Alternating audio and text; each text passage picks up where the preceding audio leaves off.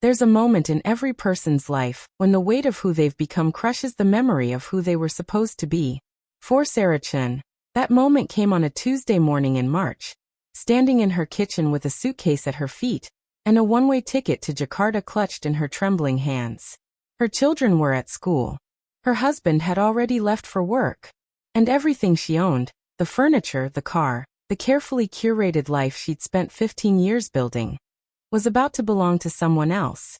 She wasn't running away from danger. She wasn't escaping abuse. She was doing something far more terrifying.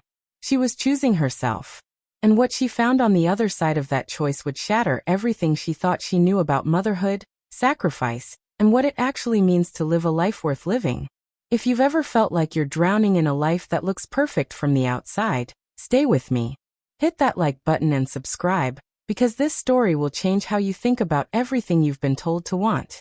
Sarah had done everything right. That's what made it so unbearable. She'd married her college sweetheart at 24, a kind man who worked in finance and never raised his voice. She'd given birth to 2 daughters before 30, bought a house in a good school district, volunteered at the PTA, and perfected a recipe for gluten-free banana bread that her neighbors requested at every potluck. From the outside, her life was a testament to successful choices. From the inside, it was a slow suffocation. The thing about drowning is that it doesn't always look dramatic. There's no thrashing, no screaming for help. Sometimes drowning looks like a woman making breakfast for her family with a smile that doesn't quite reach her eyes. Sometimes it looks like lying awake at 3 a.m, staring at the ceiling, wondering if this hollow feeling in your chest is just what adulthood feels like. Sometimes it looks like standing in the shower, letting the water run cold, because you forgot you were supposed to be washing your hair, lost somewhere in the fog of a life you no longer recognize. Sarah couldn't pinpoint when it started. Maybe it was after her second daughter was born, when she'd put her graphic design career on hold to be present for those crucial early years. Maybe it was when she realized that on hold had somehow become permanently abandoned, without anyone ever making a formal decision. Maybe it was the day she overheard her eldest daughter tell a friend that her mom didn't really do anything. She just stayed home. The words weren't meant to be cruel. They were simply factual, delivered with the casual honesty of a 10-year-old who didn't yet understand that mothers are supposed to be invisible. She started to notice things. How conversations at dinner revolved around everyone else's day, her husband's meetings, her daughter's school projects, the neighbor's new promotion. How when she spoke about the book she was reading or the documentary she'd watched, eyes would glaze over with polite disinterest. How she'd become a supporting character in her own life, the logistics coordinator, the emotional labor specialist, the woman who made sure everyone else's dreams stayed on track, while hers gathered dust in the back of a closet she never opened. There was a photograph that haunted her. She'd found it while cleaning out old boxes, a picture of herself at 19, sitting on a beach in Bali during a solo backpacking trip she'd taken before college. The girl in that photograph had wild eyes and sun-damaged skin, and a smile that came from somewhere deep and real. That girl had slept in hostels, gotten food poisoning in Bangkok, learned basic Indonesian from a street vendor who'd taught her how to haggle for fruit. That girl had believed the world was enormous and full of possibility, and she had been hungry to taste all of it. Sarah barely recognized her. The breaking point came during a family therapy session. She'd suggested to address some behavioral issues with her younger daughter. The therapist, a woman with kind eyes and a direct manner, had asked Sarah what she did for herself. What brought her joy? What made her feel alive? Sarah had opened her mouth to answer, and found herself completely blank. She'd stammered something about enjoying walks in the neighborhood, about reading, about spending time with her family. The therapist had waited, patient, and then asked the question that would change everything. If you could do anything, be anyone, live anywhere. If there were no consequences, no responsibilities, no one to disappoint, what would you choose? Sarah had laughed, because the question was absurd. But that night, alone in her bedroom while her husband snored softly beside her, she let herself imagine. And what came to her wasn't a fantasy of luxury or escape. It was a memory. A small school in a Jakarta slum where she'd volunteered during that backpacking trip 2 decades ago, teaching English to children who had nothing but showed up every day with smiles that could light up the darkest rooms. She remembered feeling useful in a way that had nothing to do with checking boxes or meeting expectations. She remembered feeling awake. She began researching in secret, late at night when everyone was asleep. The school still existed. They needed teachers. They provided housing. The pay was almost nothing, but the cost of living was low. It was insane. It was impossible. She had a family, responsibilities, a mortgage. You couldn't just abandon your life because you felt unfulfilled. That's not how being an adult worked. That's not what mothers did. But the idea wouldn't leave her. It burrowed into her mind and grew roots, and with each passing day, the life she was living felt more and more like a prison she'd built with her own hands. The conversation with her husband didn't go the way she'd hoped. She'd rehearsed it a dozen times, trying to find words that would make him understand. She explained about feeling lost, about needing to rediscover herself, about this opportunity to do something meaningful.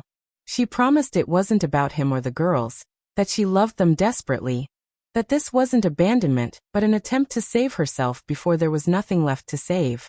She suggested he could visit, that the girls could spend summers with her, that maybe this could even strengthen their family by showing their daughters what it looked like to be brave. He'd listened in silence, his face carefully neutral, and when she finished he asked a single question. "How long have you been planning this?" And she'd realized with a sinking feeling that he thought she was having an affair, that there must be someone else, because the alternative, that she would choose to leave simply to find herself, was incomprehensible to him. The argument that followed was the first real one they'd had in years. He accused her of being selfish, irresponsible, delusional. He reminded her of their daughters, of what this would do to them, of how it would look to their friends and family. He told her she was having a midlife crisis, that she should see a therapist, that they could take a vacation together, that whatever she was feeling could be fixed without blowing up their entire lives. And beneath his anger, she heard something else. Fear. Because if she could leave, if the life they'd built together wasn't enough to keep her, then what did that say about him? Her daughter's reactions were worse. The eldest went cold, retreating into teenage contempt, telling Sarah she hated her, and that she was the worst mother in the world. The youngest cried, asking over and over what she'd done wrong. If Sarah was leaving because of her, if she wasn't good enough. Sarah held her and tried to explain. But how do you tell a child that sometimes love isn't enough to fill the void where your soul used to be? For 3 weeks she wavered. The criticism came from every direction. Her mother called her ungrateful and stupid. Her sister accused her of throwing away a good marriage for a fantasy. Friends stopped calling. At the PTA meeting, conversations would die when she entered the room. She was being selfish. She was having a breakdown. She was going to regret this for the rest of her life. The collective weight of everyone's disappointment was crushing, and there were moments when she almost caved, almost decided to stay and make peace with the slow death of living a half-life. But then she would lie in bed at night and imagine herself at 60, at 70, having never taken the risk. She would imagine looking back on this moment and knowing she'd chosen fear over possibility. She would imagine her daughters growing up and making the same choice, sacrificing themselves on the altar of other people's expectations, because that's what their mother had taught them was noble. And she knew, with a certainty that terrified her, that she couldn't do it. She couldn't stay. Selling everything was simultaneously heartbreaking and liberating. The furniture they'd picked out together, the car she'd driven the girls to school in every morning, the photo albums documenting a life that had been real even if it had become unbearable. She kept almost nothing, some clothes, a few photographs, the notebooks where she used to sketch before she stopped having time for such things. She set up a trust fund with the money from the sale to support her daughter's education. She drafted a custody agreement that gave her husband primary custody with generous visitation rights for her. She did everything she could to make this less destructive, even knowing that some destruction was inevitable. The morning she left, she stood in her daughter's room while they slept. She memorized the curve of their faces, the sound of their breathing. She left letters on their pillows, trying to explain what she couldn't say out loud. She promised to call, to visit, to never stop being their mother even if she was choosing to mother from a distance. She kissed their foreheads and whispered that she loved them more than anything, and that sometimes loving someone means showing them that you're human too. Her husband drove her to the airport. They didn't speak. When she got out of the car, he finally looked at her, and she saw something complicated in his expression. Anger, yes. Hurt. But also something else. Something that might have been grudging respect, or maybe just exhaustion. I hope you find whatever you're looking for, he said. And she realized he meant it, even though he didn't understand it. She boarded the plane with a single suitcase and a one-way ticket. She had $5,000 in her bank account, no return date, and no plan beyond showing up at a school she'd visited 20 years ago and hoping they still needed help. She was 42 years old, and she was starting her life over. She was terrified. She had never felt more alive. Jakarta hit her like a wall of heat and noise and chaos. The school was smaller than she remembered, tucked away in a neighborhood where the streets were more like narrow alleys and the smell of street food mixed with exhaust and sewage. The director, a weathered Indonesian woman named Ibu Sari, looked at her with frank skepticism when she showed up asking if they still needed teachers. You can stay for how long? Ibu Sari asked, and Sarah had to admit she didn't know. A semester maybe. A year. However long felt right. Ibu Sari had shrugged. Okay. We try. The work was brutal. 30 children crammed into a room designed for 15, no air conditioning, textbooks falling apart, and students whose English ranged from non-existent to broken. Sarah taught 6 hours a day in the suffocating heat, then spent her evenings planning lessons in a tiny apartment with a fan that barely moved the humid air. She lost weight. She got sick from the food.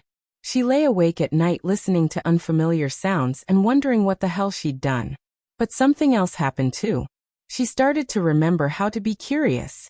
She learned Indonesian from her students, stumbling through basic phrases while they giggled at her terrible pronunciation. She explored the city on weekends, getting lost in markets where she was the only foreigner, eating food she couldn't identify, having conversations with strangers who were fascinated by this American woman who'd left everything to teach their children. She started sketching again, filling notebooks with drawings of the faces around her, the chaotic beauty of a place that didn't pretend to be anything other than what it was. Her students broke her heart, and put it back together every single day. There was Adi, a 12-year-old boy who walked an hour each way to attend class because education was his only shot at escaping the factory work that had claimed his parents. There was Siti, a quiet girl with extraordinary talent for languages who'd been told by her family that school was a waste for someone who would just get married anyway. There was Reza, who had a learning disability no one had bothered to diagnose, who everyone had written off as stupid until Sarah spent extra hours working with him and watched him slowly, painfully, beautifully start to believe he was capable of learning. She called her daughters every week. The conversations were stilted at first, full of long pauses and careful politeness. Her eldest refused to speak to her for the first 2 months. Her youngest would cry and beg her to come home. Each call was agony, and Sarah questioned everything. But gradually something shifted. Her daughters started asking questions about where she was, what she was doing, what Jakarta was like. She started sending them videos of her students, pictures of the places she explored, voice messages describing the weird and wonderful things she encountered every day. And slowly, tentatively, they started to see her not just as their mother but as a person. 6 months in, her eldest called her unprompted for the first time. She'd gotten into a fight with her father about wanting to quit soccer to focus on photography, something she actually cared about. He says I need to think about my future and not waste time on hobbies, her daughter said. And Sarah heard the frustration and fear in her voice. But isn't that what you did? You chose the thing everyone said was stupid because you couldn't breathe otherwise. Right. Sarah had to sit down, her heart pounding. Yes, she said. That's exactly what I did. I'm still mad at you, her daughter said. But I think I get it now. A little. That moment was worth everything. A year became 2 years. Sarah became fluent in Indonesian. She started a scholarship program for students who showed exceptional promise, but couldn't afford to continue their education. She partnered with local NGOs to bring in resources the school desperately needed. She fell in love with a city and a culture that had welcomed her when she'd shown up with nothing but desperation and hope. She built a life that fit her, that challenged her, that made her feel like the work she did mattered in concrete, visible ways. She dated briefly, A Dutch aid worker who made her laugh and didn't need her to be anything other than herself. It didn't last, but it reminded her that she was still a woman, not just a mother or a teacher or a project. She made friends, real ones, people who knew her as Sarah, not as someone's wife or someone's mom. She learned to be alone without being lonely, to sit with silence and uncertainty without needing to fill it with productivity or purpose. Her daughters visited during summer breaks. They stayed in her tiny apartment, met her students, explored Jakarta with the wide-eyed wonder of teenagers encountering a world vastly different from their suburban American bubble. They saw their mother teaching, saw the way her students' faces lit up when she entered a room, saw her speaking fluent Indonesian and navigating a chaotic city with confidence. They saw her happy, and that changed something fundamental in how they understood her and themselves. 3 years after Sarah sold everything for a one-way ticket, she sat in a coffee shop in Jakarta with her eldest daughter, who'd just graduated high school, and was trying to decide between the college her father wanted her to attend and the art school she actually wanted. "Everyone says the art school is risky," her daughter said. "That I should be practical." Sarah looked at this young woman she'd helped create, who was standing at the exact crossroads she'd once faced. "You want to know what I learned?" she asked. "The most practical thing you can do is figure out what makes you feel alive and build your life around that.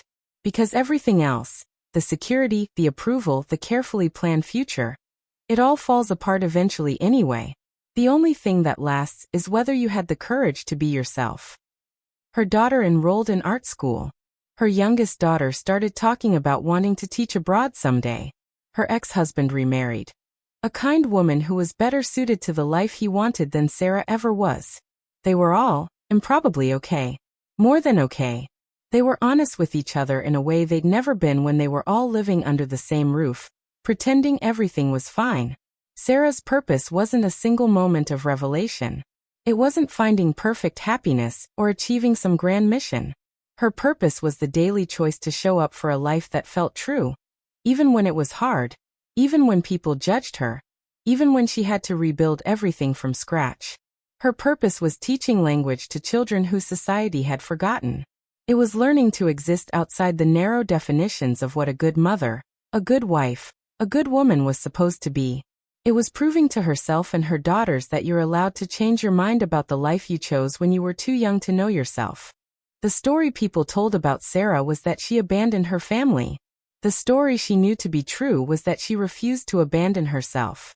And in refusing to disappear, she taught her daughters the most important lesson she could give them. That women are allowed to be complex and flawed and searching. That motherhood doesn't require martyrdom. That the best gift you can give the people you love is showing them what it looks like to be brave. She still carries guilt. Some mornings she wakes up and wonders if she made the right choice. If there was a way to have done this that hurt fewer people. But then she goes to the school and sees Adi, who got a scholarship to university and is studying engineering. She sees Siti, who's now assisting with teaching and dreams of becoming a translator. She sees Reza, who learned to read and writes her letters about the books he's discovered. She sees her own daughters, who call her not out of obligation but because they genuinely want to talk to her, who are making brave choices of their own because she showed them it was possible. Sarah sold everything for a one-way ticket. What she found wasn't a destination. It was permission to keep searching. Permission to be more than one thing. Permission to build a life that honored all of who she was, not just the parts that made other people comfortable. She found her purpose in the daily practice of choosing herself without apologizing, of loving fiercely while also setting boundaries, of showing up imperfectly and honestly to a world that prefers women to be neither. And maybe that's the real story. Not that she found purpose, but that she remembered she was allowed to look for it in the first place. That she was worth the search. That her life belonged to her, and she had the right to live it on her own terms, consequences and all. If you're living a life that doesn't fit anymore, this is your permission too. You don't have to wait for a catastrophe. You don't have to have all the answers. You just have to be willing to take the first step. Even if your hands are shaking. Even if everyone tells you you're making a mistake. Even if you don't know how the story ends. Because the alternative, spending your one precious life being who everyone else needs you to be, that's the real tragedy. Choose yourself. The world will adjust.